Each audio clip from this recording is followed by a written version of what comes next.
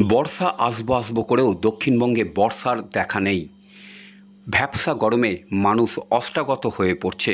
আমন ধানের বীজ ফেলেও চাষ করতে পারছে না চাষিরা। বর্ষা না আসার কারণে আমন ধান চাষ হতে অনেকটাই দেরি হয়ে যাচ্ছে, সেই রকমই মনে করছেন চাষি মহল। অন্যদিকে কাটরা ফসল পটল, ঝিঙে, উচ্ছে, ঢ্যাঁড়স প্রভৃতি গাছ শুকিয়ে যাচ্ছে জল না থাকার কারণে।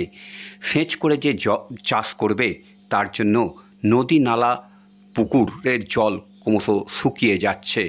ফলে দুশ্চিন্তায় দিন কাটাচ্ছে বিস্তীর্ণ ধনিয়াখালী ব্লকের চাষিরা। কবে বর্ষা আসবে সেই দিকেই তাকিয়ে আছে চাষিরা।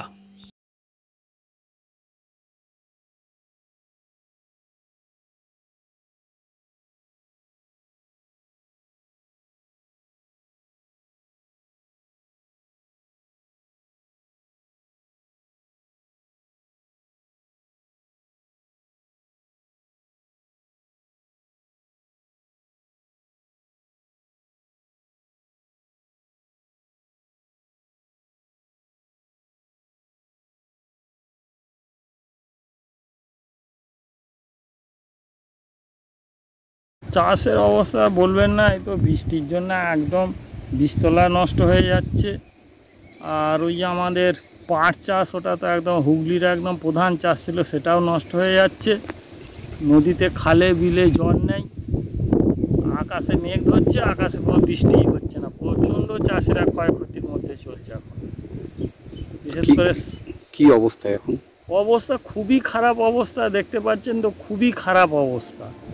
কতটা বলে বোঝাতে পারবো না যে এত খারাপ অবস্থা চাষিদের তো একদম মাথায় হাত। পাট গাছ সব জ্বলে যাচ্ছে, সবজি চাষ নষ্ট হয়ে যাচ্ছে, বাজারে সবজি তো আগুন ধরে গেছে।